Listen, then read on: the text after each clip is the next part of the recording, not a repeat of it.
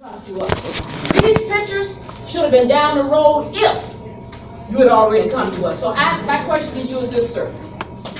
Put yourself in our position. Okay, do you understand where I'm coming from? Here's what I'm going to do. I'm going to say this. This gentleman followed the process. Now, our process might be flawed. Listen to what I'm saying to you. The process might have been flawed because the notice was placed where it was placed. Wait. Okay. Wait. I speak to that initiative. Ma'am, wait a second. Okay.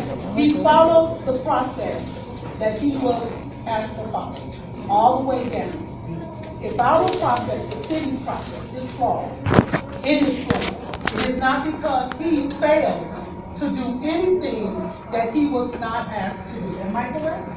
Were you given a packet as to what you're supposed to do step by step in order to get to the point where it's going to end up being maybe a first reading? Were you given a packet when you got your application as to what rules or regulations or guidelines that you have from the city of Miami-Dade? Were you given a packet, sir? You complete the package and follow the guidelines? No, I have your packet. In that packet, it says that you're supposed to get in contact with the residents. Did you read that section? I have a copy of that. Correct, that's what we're doing here. No. Before. We have copies of the packet. So you did get it and you did see it. So we were going to know how you're coming behind the black wall. What I'm going to ask you to do is let him come here and let him do it. You guys realize you're behind. Would you like to say anything on behalf of the No, I was just going to say, we have guidelines, but at the end of the day, the Florida statutes, it's the minimum guideline required. The Florida statutes does not require that you have a community meeting. Now, you have asked, hold on, let me finish, but those are guidelines. That's not what the Florida law is. You don't have to. Those are guidelines. The minimum required by the Florida law is that you have the hearings, and that is the opportunity for the public. Now, you have told us that you would like for them to come before they do the packet. We've said that's fine, and so we've said from now on, they will have the community meeting first, and then they can submit the application. But for those that were already in the system, after you make your concerns heard, they had already started the process.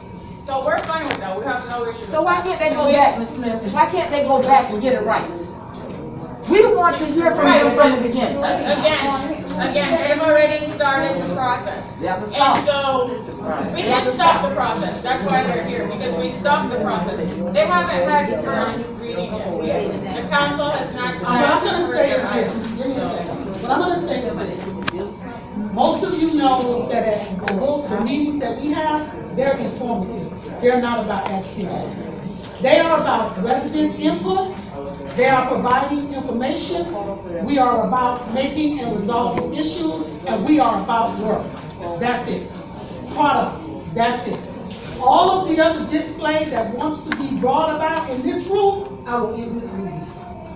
If you want to remain productive, you want to respect these people that are in here, you want to respect this process, I'm all for it. But we're going to do it in a way that is respectful and not disruptive. You're insinuating I'm being disruptive. You're insinuating. Not tonight, Ms. Sit down and allow this I spoke to this young man first. I spoke to him. Allow him to do his presentation. I know how to conduct myself. Can you go and ask the officer to come? We are not going to ask you. We're not going to do that. We're not doing that. I said that straight up. I said, we're going to let him present. You will be able to ask whatever questions that you want. But we're not going to allow anyone to disrupt the process of the meeting. That's not right and that's not fair. Everybody in here has a right to have their questions asked, and everybody has a right to have them answered. Everybody has a right to be heard. Nobody has a right to come in here and dominate the meeting to the degree that no one else can have any input. It's not fair, and I am not going to allow it. What I would like for this What I would like for this gentleman to do is to make his presentation. If you have a question, if you have a statement, every single one of you will get an opportunity to speak, to ask your questions, and to have them answered. But you will not have an opportunity to disrupt the meeting. Now, that's just not going to happen. It's not fair. And that's not the way we do business. Okay? So we're going to start the presentation. If you have your questions, write them down. When we get to the question and answer period, you will raise your hand and you will be acknowledged. You will ask whatever questions you deem necessary and appropriate. He will answer it to the best of his ability. And when we are done with that, the meeting will be over. Okay. Go on, sir. All right. Good evening to all. Sustainable in the sense of assisted rentals or anything like that. All our tenants are market, and they're all professionals and people that are wanting to come back to the community that are placed in other communities outside of Miami Gardens, and they haven't had new product come online recently to be able to enjoy the community and what the community offers. This exact community is about 3.45 acres in size, right surrounding a church. We're going to have proper burials and boundaries for the church with a precast wall to separate the space and create privacy between one another. And basically what we're doing is just bringing a new look, modern setups, and bringing 2, 3, and 4 townhouse units to the community to be able to enhance and, make it a better living for the area. This opportunity, it's really something that we've been developing all around Dade and Broward and has been very successful. So we're just, having the opportunity once again to bring it in here and be able to enjoy and bring a product that I think, helps the community, brings new people, brings family members of other members of the community to the community. And that's what we really, hope for and try to market ourselves for. There is, like I said, 2, 3, and 4 bedroom units. These are all rentals, and they're offered basically on a market rate basis to anybody that's willing to apply. How many units is it? The project is only 60 units. 60? 60 total units, yes. Okay, anybody? Yes, ma'am. I'm sorry? She said, have you done a traffic study? We haven't done so. Right here, right next door to this property. Tell me what street in this city. Has 3 churches. They have 2 feeding programs. 5 schools. There has a preschool, a daycare, another school that's from K to 12, charter school, a senior community, the trolley car going down the same street, besides all of the other necessary, like the garbage and all of that, Amazon, all of that. Now, a while back, a young boy was killed on that street when the car speeding. We have numerous accidents on that street. The other schools where the kids walk, they go into the park. Seniors are walking. You tell me why you haven't done a traffic study, have not checked with the residents in order to make things possible. Now, I have been writing every council person. Some of them did not respond back. I've been writing since 2014, city and everybody else, the speeders. Just the other day, the apartment building is down the street, has speed bumps. Car raced out of there, hit the lady's house, fence, tore it down, iron rod fence. Tore it down. She's still struggling with somebody paying it. If the tree was not there, it would have hit a house. Now you tell me, if you want to make something so nice, check with the residents first and say, okay, what can I do? I want to bring this beautiful woodland area, and then you have the cooperation residents. Other than that, it's like you're trying to sneak something in.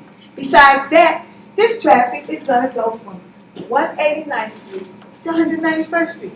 You ever check the traffic on 191st Street? School zones. When they have them games, they reroute the traffic. It goes 191st Street, 189th Street. Metro buses come down the street. We can barely get out. Suppose a rescue vehicle has to come and you got to rescue traffic. You know what? 60 units, if you got just two cars, that's 120 more vehicles. Most of the traffic does not like to go through speed zones on 191st. So you know what they do? Cut it. Because 32nd Avenue only has 2 lanes. And that's what they do. Sometimes that traffic is backed all the way up from 191st to 187 and they cut. Another accident was right on that corner. Windshield light. Young lady was out on the ground. Speed bumps, by the way, $70,000. Y'all can get the application. I saw this stuff. And then with the applicant to take care. That's just 311. Oh, they know me. Every council person, I email them like crazy too. But the point is safety. That might be beautiful, but for the area, what are we supposed to do? Lay down and say, step on me? Okay, next. Anybody have another question or concern? So now let me just make sure I recap. Your biggest issue, 2 of your biggest issues, you're talking about safety and a traffic study for that area. And your concern is that with the 60 new units, you're talking about 120 additional cars. Or more, because if you add the visitor spaces and things like that, and so you're gonna end up with a lot more traffic in that area. And so part of your concern is traffic study, and especially for those kinds of school-related signage and things like that. Is there anything else you'd like to add to that? Yeah, sure. Is there anything else you'd like to add to that? 1 second. Okay, go ahead, ma'am. Why is every time it's got to be in Miami-Dade? Everything they bring up in our area. We already got so much property. And we so congested now. It's like you can't, like she say on Sunday, when ball game is gonna bring the races up here. Pretty soon we're not gonna be able to leave our house. We're gonna have to be sitting up, trying to get in and out. And they have the lights where it's going the way they want the traffic to go. You're right. They cut off the light whenever 183rd, you can only go, they're gonna make sure the people coming from the game or whatever gonna be able to go their way, which, you know, I guess that's the way they got it set up. But it is terrible. You know, you don't mind having things in your neighborhood and stuff, but don't congest us up. Because once upon a time, nobody wanted to come to Miami-Dade. Nobody wanted to come to Carol City or whatever. But now, everybody want to buy the property. Everybody want to come. Everything want to be in our neighborhood. It's a blessing to have things. Don't get me wrong.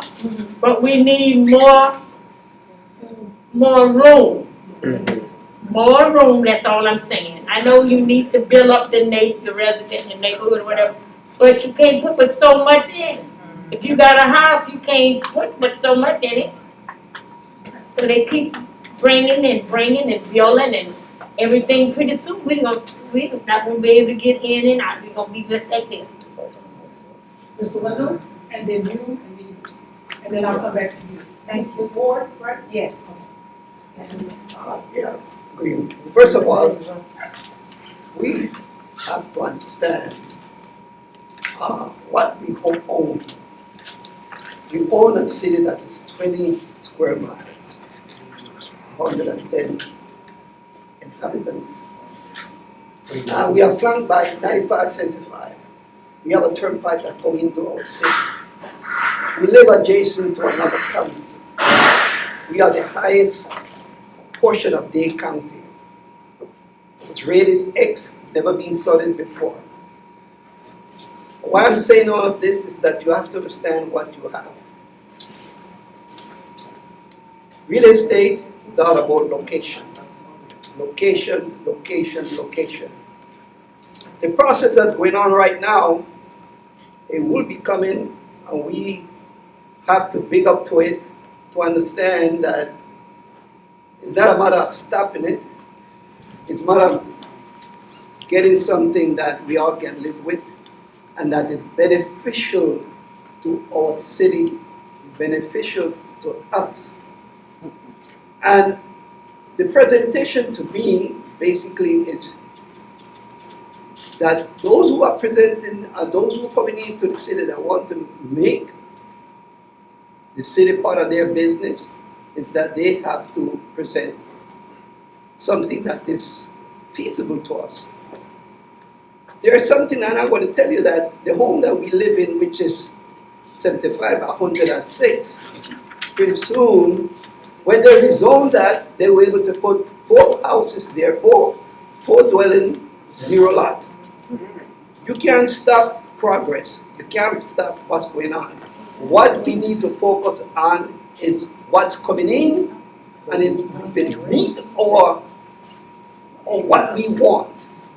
All right? And that development, I am asking you for green space, adequate parking for, not only for residents, for visitors. Okay? There is a lot of things that I can mention. Clubhouse. We want that individual want to have birthday party, they want to have something that they want to have. They're not obstructing their neighbors. They're not really bothering their neighbors because they have a place that they can have their social whatever. Okay? These are the things that we need to focus on because life goes on, there will be changes, and trust me, there will be changes in the sense that you can't stop progress. Okay, Okay. she was next, and then this probably I'll let you go after this, and then I'll get back to you. It was actually Ms. Moore. Do you mind making me answer yourself? Okay, go ahead. I guess my question is, as it relates to feasibility study, because when questions like this come up, it appears that there should be some type of feasibility report that can let us as residents be aware of what is happening. And if it's any way possible, if the feasibility study is taking place in a designated area, maybe one of the residents who is from this group, or, you know, someone who can be able to attest, or a resident from that particular area can be a part of it. Is there ever a feasibility study done? What we call it is concurrency analysis. So what that is you look at the school capacity. So for example, because this is a residential project, the school district would take a look at it to make sure that the school has the capacity to support the number of kids that they generate on average that would come out of this development. We also do the traffic analysis at that time. The water and sewer department also has to look at it to make sure that we have the capacity for those types of utilities. So that type of analysis is done at the site plan phase. Again, this is really just conceptual. Let's say that, you know, after the analysis is done and they're like 60 units cannot fit on there, only 50 units can fit on there, then they would only be able to build 50 units. That rezoning is only the maximum that is possible on the property. It doesn't mean that they're going to be able to hit the maximum. It's really going to depend if they're able to meet that concurrency analysis. And if they can't meet it, then they have to lower, they would have to lower the amount of units that they have. Now, the second part of her question is when it goes around to the institutions that have to do their concurrency, are residents, or is a resident on a panel or a committee that takes a look at that? No. To be able to offer any input at all? No, those are all done on a technical basis. So again, meetings like this, you know, we would be able to take, those comments. And, for example, when this does get to the site plan phase, if it passes the rezoning, again, this is conceptual. If the rezoning doesn't go through, none of this matters. This is just conceptual, concept of what they hope to do if the property is rezoned to the proper zoning. So at that time, for example, they would do the traffic review. Our traffic engineer would take a look at that, and we're happy to, come and speak again at that time. You guys can give input on some of the traffic concerns that you have, so that when our traffic reviewer looks at that, he can take into consideration some of the issues as well that you brought up. So we don't have a problem. Okay, yes, Well, a lot has been said, but I just want, but that roadway has saved me so much time getting to and from work. 47th Avenue, I don't know if anybody uses that now on a regular basis, but it was worth the wait. And I just can imagine how much longer it's gonna take for us to do the rest of what needs to be done. But I think this is all about patience, and I'm looking forward to continuing to see our city grow. So somebody got to say something good word. And I'll tell you that 47th Avenue project is beautiful. Yeah. Being someone that I spent most of my life being raised in 47th area, so to see the extended rows and to see the beautification that's taking place, it does my heart well. It's definitely a beautiful project. Okay, Ms. Ward, we're gonna circle back to you and then Ms. Buckman. Okay, I wanna also, villages at Miami Gardens, the one is at 50, I think it's at 50. I'm so sorry. I Yeah, can't hear yeah. you. Okay, the villages of Miami Gardens, which is, I think, the 51 units that they, I don't know who built them, but it just opened up in April, which was supposed to be, I think it was 2 cars or whatever, or something like that. But there's a lot more traffic that comes out of there. And I don't know if what you're talking about is gonna have a gate. That area does not have a gate. So that's why that traffic is able to, and besides that, the traffic is parked along the, outside of the sidewalk. If it's running, there's bound to be accidents or whatever like that. Also, Miami Gardens, I read in the thing, they said, it's a diverse cultural area. I wanna know this. When the original sign was posted, I believe that the investors posted on both sides, on 191st and on 189. All of it's in English. I go around the neighborhood. We have multicultural. There are some Haitians, I can speak a little bit. Spanish, I can speak a little bit of that. But they didn't understand when I went around to speak to them in reference to the important issues that were going on. That is including, and one person lives right in front of that area. I could barely, she could say, well, come here. The zoning, and then it was only posted, I think, 3 to 4 weeks before that first hearing on November 10th, which was postponed. If I could have found somebody who spoke some Spanish, I would have said, okay, come go with me. Also, the zoning hearing agenda that was put out by the city, that's all in English. You cannot communicate. Communication is key. When you're trying to speak to residents, communication is key. If you can't speak to everybody what's going on, besides that, your redistricting meeting that you had in October already has the proposed plans, and it says such and such percent is spending such and such. We're not communicating.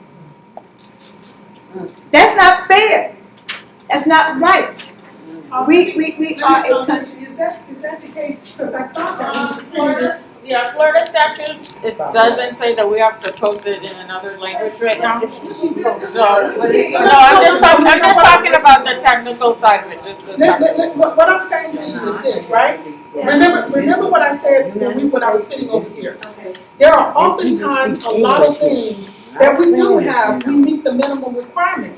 It doesn't mean that that's the right way for us. And so when we began to put our heads together, we determined that we wanted it in 3 languages.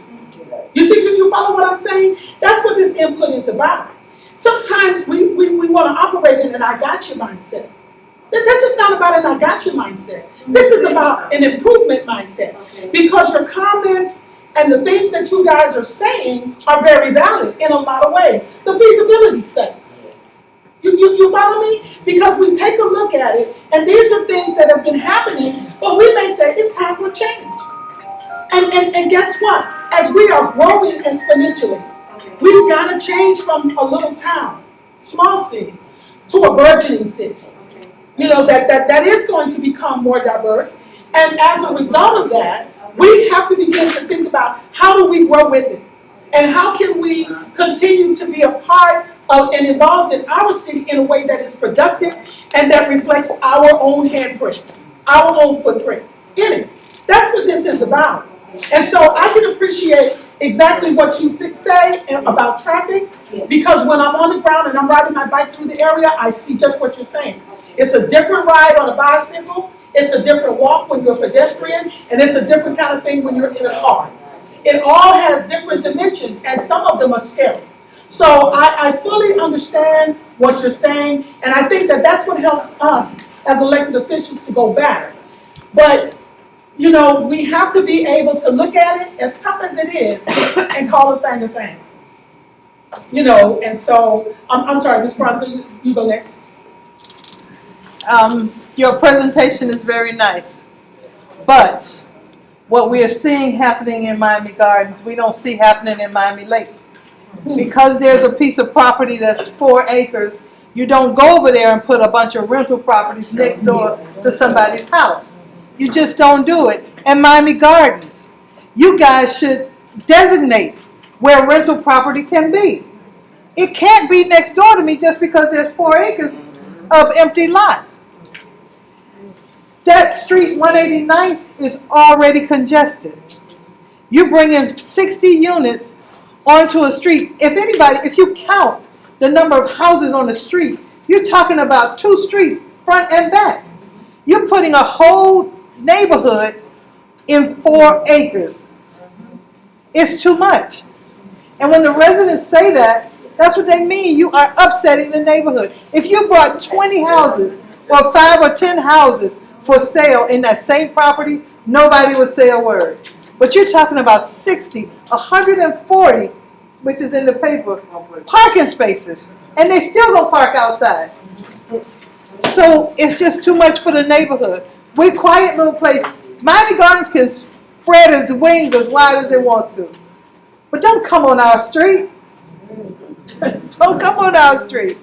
We just want a nice little place to raise our kids and grandkids and walk our dogs. We don't want rental property. And so now here's what I want to start you guys to think about, right? Is that true for you? And if it is true for you, then what does change that you're going to recommend in the drawing? Or you may say, I'm not recommending no change in the drawing. I'm recommending that there is no drawing at all. That's all right. Because at the end of the day, your input is valuable enough to say on the table, listen, that's just too much for this area, as we believe, as residents. And you're entitled to be able to say that and say, here is why. There may be somebody that says, I don't have a problem with the development, it's just too much for the area. Instead of 120, can we cut it in half? Or instead of 60, can we go to 30? You know, how do you look at it in a way that if we're going to do anything with that lot, what would you recommend? Exactly. You follow me? Because at the end of the day, whether I'm elected or not, I live here.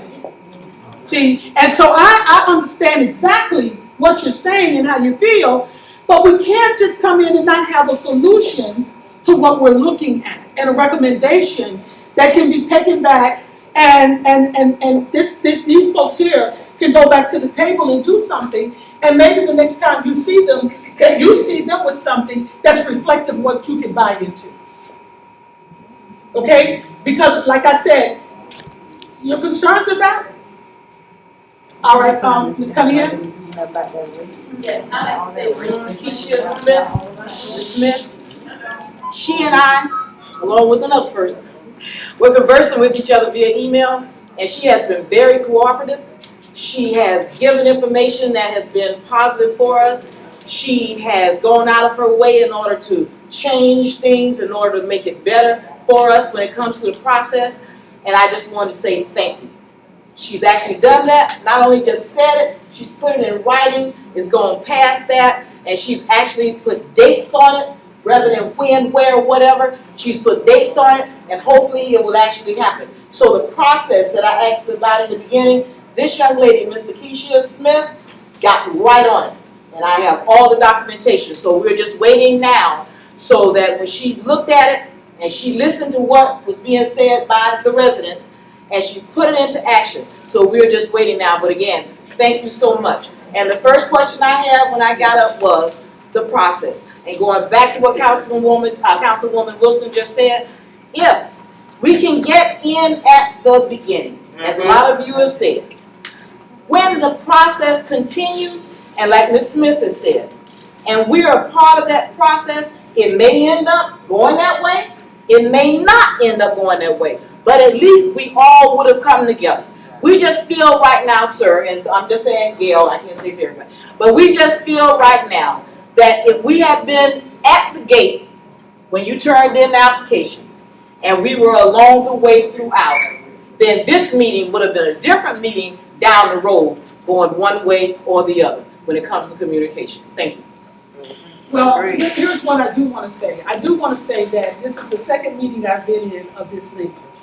And in my mindset, I agree that maybe we need to revisit what our process is. Amen. Because it should not be all of the time a reaction afterwards. It should not be that. And I don't know where that happens, right? But I promise you that I'm going to take a look at it, because it's just it's not necessary. It's really not necessary, because there is no reason for residents to be pitted against a city where we got to work for each other. Residents got to work for the city, and the city has to work for the residents. And so that only works when we all can follow the process very well. Yes, ma'am. She took the words out of my mouth. We got to be at it before, not after. This is already set. Not anything. We got to be at the forefront of it to see where you're going. Then that's when you voice your opinions, and we prefer to have the 5 home versus all these townhouses. Because you got to put the people in there. We're here. We're the residents. We're concerned residents. We care. We care. I am my regardless. We care. So they got to be at the forefront before you can even have the plan of people. Yeah. So now I guess maybe the question becomes, what's next? Right? Like, what's next, and what is it that you'd like to see? Right? I heard you, Ms. Providence, and I don't know if you heard, but 60's a lot. Right? And that might be 30 too many. I don't know. I've heard that when you come up with some scale drawings, maybe we ought to be able to take a look at that going forward, so that we as residents can have some input and make sure that as we are existing in this community, when you become a part of the ecosystem, it's not a disruption to the day-to-day life. And there may be ways that we can take a look at that. That's what this listening portion is about, okay? Yes, ma'am. There's something else to consider too. You too, if you brought those 60 into the community, I was not aware of any of this until tonight. But from listening to what I listened to tonight, you too, bringing 60 units in would have the problems that she's discussing. We would have if we were here. So therefore, it is very important that all of us get some information from the on-site of these things happening before making the decision. Not only will we need this uncomfortable with the more units coming in, you would be more uncomfortable because we have enough residents here already and a lot of traffic. So don't think it's that we're trying to pick on you. We're not. We're just finding out about this, and we know from living here just what we have for congestion. Yes, ma'am. We'll talk about it. And you think that's a problem? I live off 171st Terrace. I've been there since 1976. There's so many apartments that went up in the back of us, look like a whole new city. A whole new city. In the back of me, it's grown up so much where the man would put more apartments. Nobody won't, I come to the meetings on Zoom, I talk to you all about it. Nobody been out to see me, nobody come to see about, you got trees growing up. They brought Behind New Way, right? Huh? Behind New Way? Yes. They got so much, and they put apartments right there. There's so many apartments that they got a new city back there. 460. Huh? 460. Okay, we want to switch. Guys, we have a couple of questions on the Zoom. Do you mind letting them? Yes. Okay, go ahead. All right, Yvonne Hart.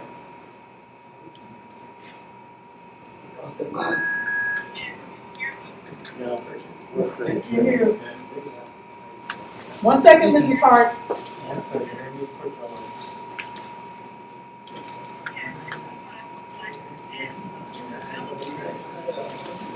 The ones that have the oversight, do you really realize what you're asking us to do? We want to see growth in the city, but at this rate and at this cost, it's not really going to be possible for us because sooner or later, Miami-Dade's going to be run over with apartments. Yes. But if you could come up with a way, you put so many apartments, so many homes for every so-called square feet you have of the area you have. Work with us. We're not against you, people having housing. It's the tearing up of what we already have. Build something new that's not profitable for us. It's profitable for you. You're gonna keep renting. Your money gonna be coming in. But somebody may want to live in a house that they can pick up and pay a mortgage on and potentially own it one day. So instead of so much renting, think about helping us get ownership of something from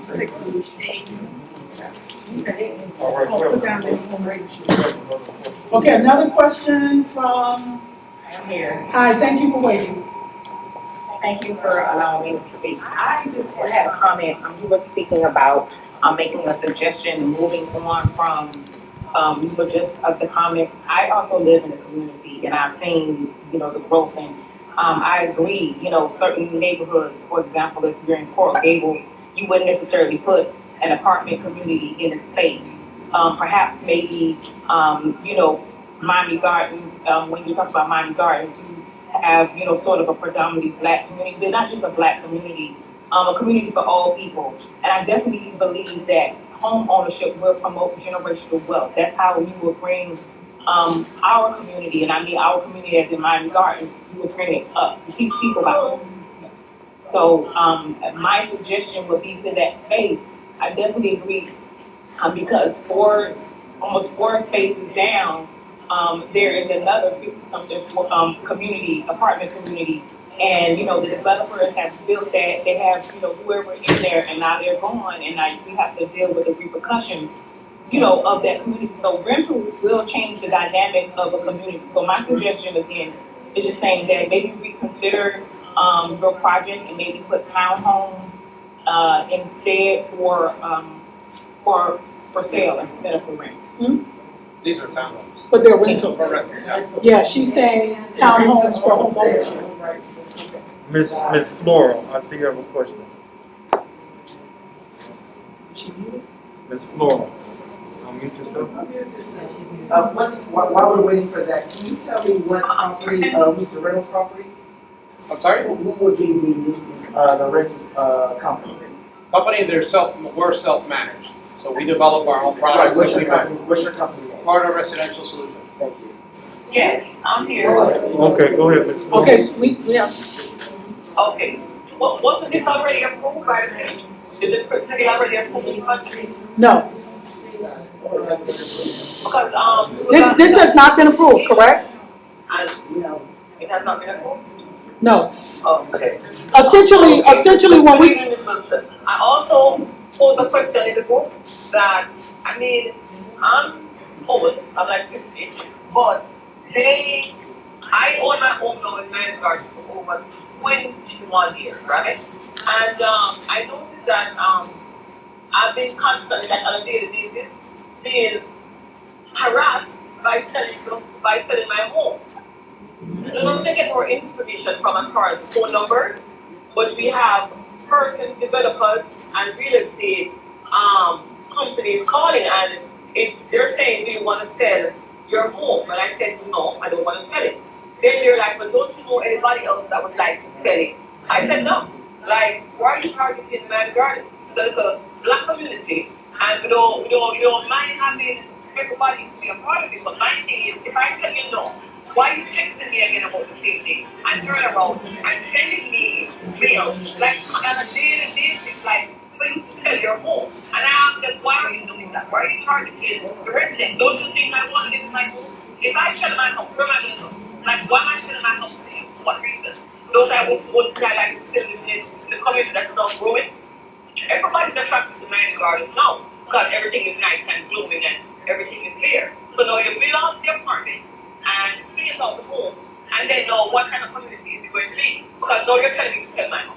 Sell my house, you build an apartment. No, I think that they should give the residents of that community more respect. You understand? Yes, nobody's not against you building something. But why can't you have a condo?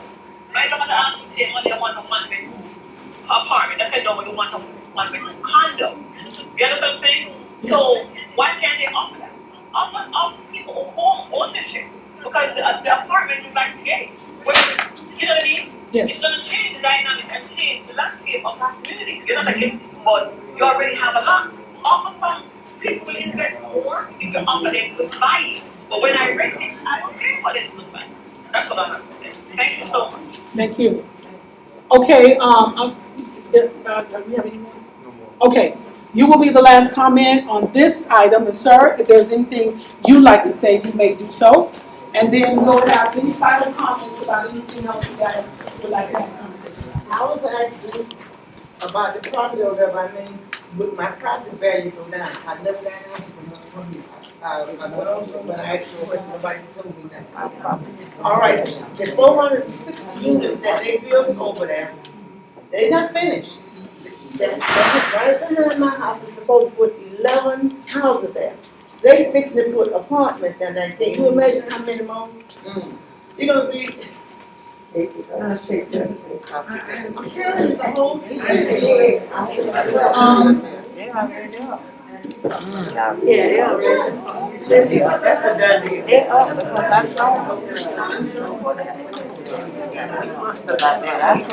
So, did Ms. Wilson speak to you about your concern about the trees and she didn't address it? No, I called her probably like, I said we'll put the trees. All right, so then we'll follow up with you about the property guy. Trees everywhere. Okay, then, was there anybody else? Anyone else? Okay, sir, do you have any, other things that you'd like to say? Oh, they say that everybody's coming to the city of Miami Gardens, but let me tell you, everybody is going all around because every day you have more people moving into our community. You have more businesses opening up in our community from out of town, self-made businesses here locally and everything. And this kind of product is what creates the startup of people that are establishing themselves in the community. They go rent first, but then become owners of properties in all surrounding communities. These properties are being developed all around. Miami Lakes, there's projects going. You have another project in Miami Lakes right next to a school or a church. It's going through the same process. You have the city of Miami, which has had a tremendous explosion, but Miami is going high-rise. You don't want high-rise. That's a different thing. You know, we're trying to bring something that blends into the community for a residential community. And this has the green space that one of the gentlemen was mentioning to have concerns. We have the green space to create the private parks and the private sit-down areas and everything that the community will enjoy internally so they don't affect other community services around. Sure. What area? I'm sorry? North Miami. In the city of North Miami, Right behind, 2 blocks away from my house, the property was just recently sold, and they're gonna be putting a 6-story building. So it's something that's happening because more and more people move to our communities. Yeah, we don't want it, but the communities change. And let me tell you, something like this changes the tax base.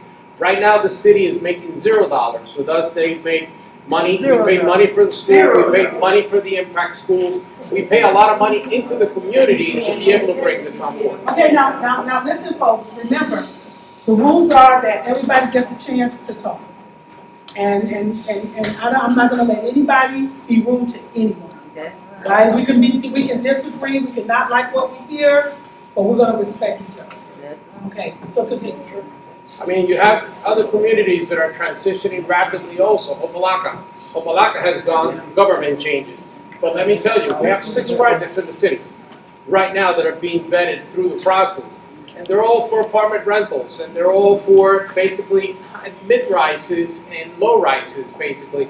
So it's a transition that all the cities, unfortunately, are suffering because of the high demand and need of housing. There's a huge, demand from all the people coming into town. The city also has a lot of businesses opening up. You have the F1 races, you have a lot of expansions going out with the dolphin training camp and everything. And all of that creates need. You have a new medical center that opened on 27. We have tenants that have approached us. From there, they want to be near where they work to be able to react more and quicker to the community. So it's all a transition that the city goes through the process. So here's the deal, and I'm gonna go back to my original point to you. This is a brain trust, right here in this room. And we can think it through and come up with viable solutions that work for us. And it's okay if this doesn't. It doesn't mean that something else won't. It's okay that we say, well, wait a minute, let's do this traffic study. Let's figure out how we're going to expand our roads before we consider putting houses or rental property there. We have to be able to have these tough discussions in order to set our priorities straight so that we can move in a concerted and I would say unified manner. These are not easy conversations, but they are necessary. And the truth of the matter is that there is growth all over the city, right? All over the county. It's everywhere. I go downtown every day, and every day it seems like I see something different that wasn't there the day before. Okay? Overtown is not the same. Liberty City is not the same. All of the areas that we knew or once knew, it's different, and it's different for a lot of reasons. But that still doesn't mean that we have to accept that for us. It doesn't. But it also doesn't mean that we have to reject it. We can determine the terms under which it comes into our community. That's what this is about. And so now, if you have any more comments? Yeah, I have a few questions rather for you. Sure. Should the council vote to change the zoning and allow you all to build your proposed project on the property? I have a few questions, so bear with me. Sure. The first one is, what is your commitment to improving the infrastructure in that area? Okay, to answer first question, as part of our development, we have to improve access, we have to improve roads. We do sidewalks where there's no sidewalks on 189, whether it be, also on 191st. We have to help the infrastructure develop together with our project. So we update everything that's within our surroundings that's requested from Yeah, us. so and to that point, aside from just the beautification project, because I am very familiar with my community, and know that there's the infrastructure as far as the roads and the area is really, really bad when it comes down to the drain system. So I want to know, what is your commitment to the infrastructure as a whole? That is part, if you take into account 191st is a county road. And I know the responsibilities. I know it very well. But the 191st is a county road, and it requires to be brought onto the new flood standards. We have to do a drainage. We have to improve the road. We have to do a lot of enhancements to be able to flow everything and enhance the area altogether. So we do improvements outside the property, which are part of community improvements that we have to do. what percentage of your property would you be open to for workforce housing? We don't have any restrictions on workforce housing, but we have developed communities where we're at the 80 to 120 workforce housing rate. And I mean, we typically do a 10 to 12% for that. And what we bring with that on board is teachers, firemen, police officers, and a lot of people that work in the community that are looking, to establish themselves closer to their workplace. Would you be willing to cut back on the amount of units? I don't have a clue. I cannot answer that right Okay, but that's something that you would take back to your team. now. I would have to discuss it. But that's something that you would take back to your Correct. team. Thank you. I have no further questions. Okay. Anybody else? Yes, ma'am. I would like to know, We'll get you next. Yes. I would like to know, as of tonight, because of what we are having, could we develop a group of individuals who live in this area to actually work on this project? If this project, I don't kind of know exactly what's gonna happen after this, because I know that, would you mind explaining that? Yeah. So again, this is again conceptual, okay? So this is actually kind of a second phase. The phase where we are at right now today is that property is currently zoned agricultural, which means pretty much the only thing that can happen there is a farm. You can't put a single family house on there. You can't put a duplex on, you can't put any residential on there right now, the way that it's zoned right now. You can only do a farm on there. So essentially, the first step to doing any type of residential would be to rezone it. The density that they are proposing to rezone it is for the multifamily density. So that's where we are right now. We haven't quite got to this phase yet. Again, this is just conceptual if they get approved. But what's going before the council for the first and the second reading is whether or not they want to change it from an agricultural zoning district to a residential zoning district, specifically a residential zoning district that would allow multifamily. But understand that the property hasn't been sold. Yes. The property hasn't been sold. So it's the original owner that's asking that it be rezoned. So once the zoning happens and the new owners buy it, you have to have a real reason why you can't change that zone. So if you want to stop it, you stop it now before the property is sold, because then the original owner can sell it to somebody else who will do what you want them to do. So the property hasn't been sold. This is step one. Right, correct. Phase one. Phase one. So excuse me, in phase one, how do we stop the collectively? I'm sorry, I didn't hear you. I said, how do we stop them collectively now in phase one? Well, it just doesn't get approved to be changed. Correct.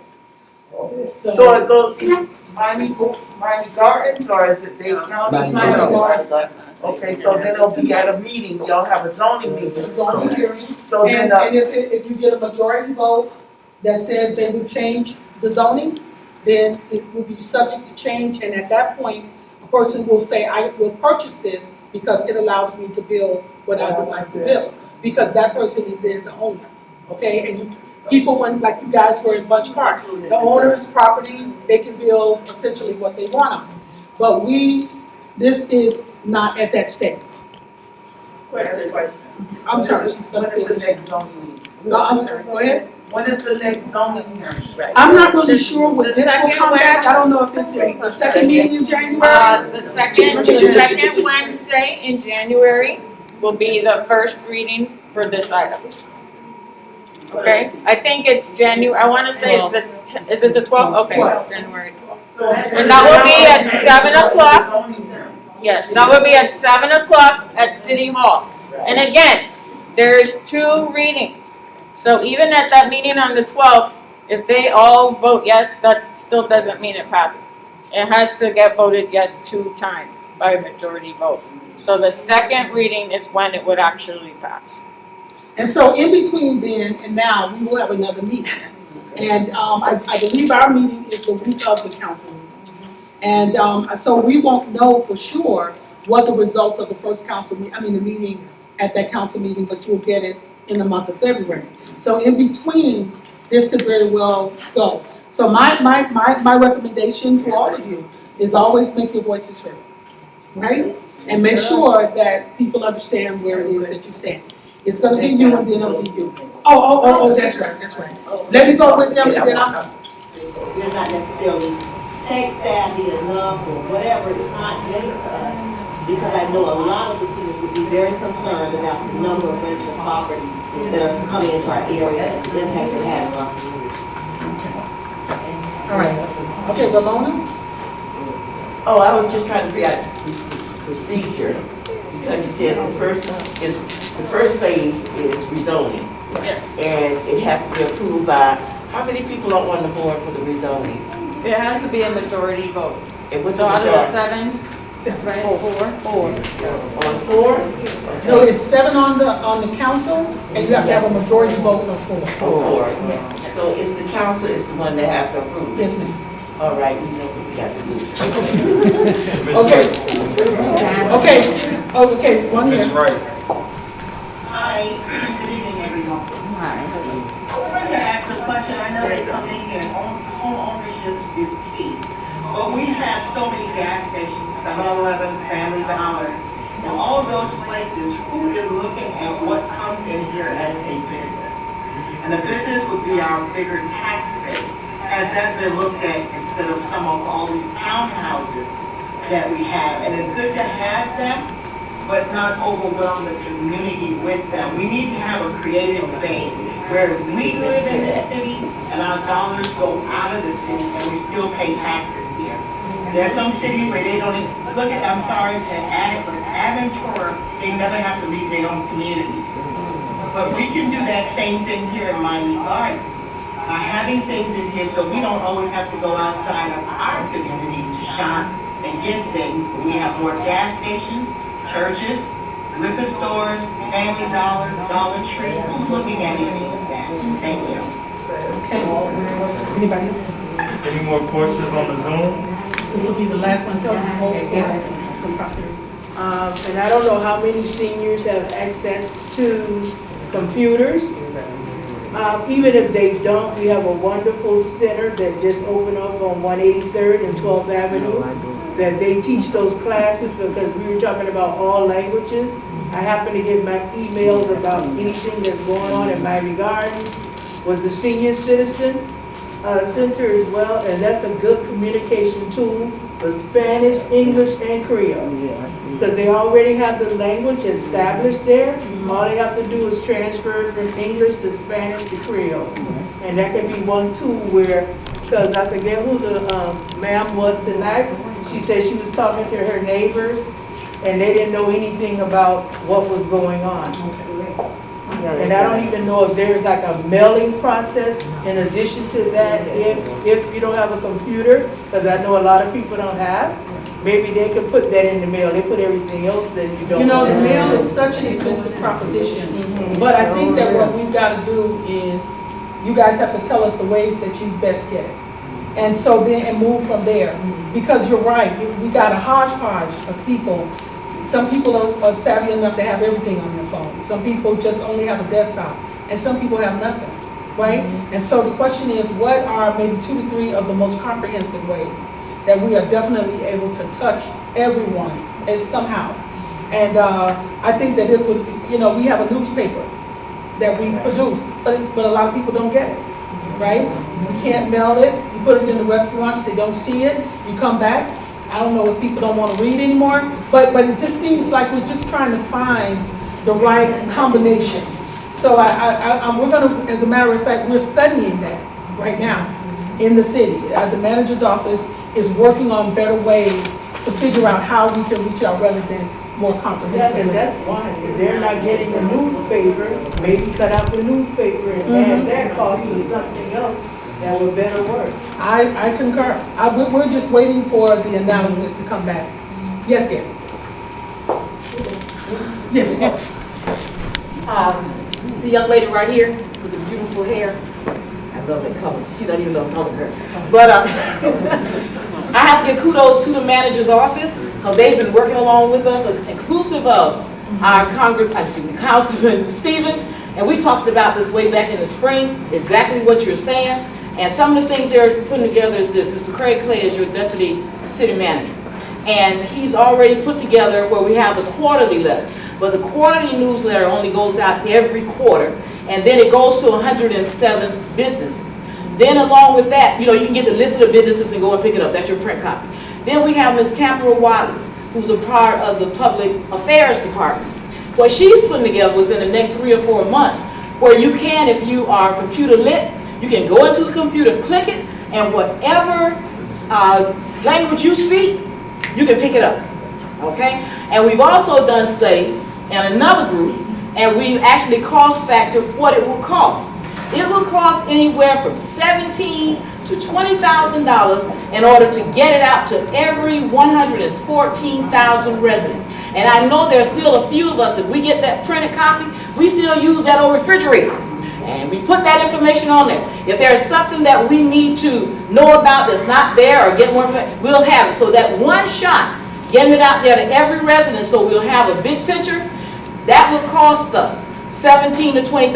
That's mailing and everything. Now, if you look at the budget that our city put together, you will see there's some things in that budget can be redirected, and we can get what you want.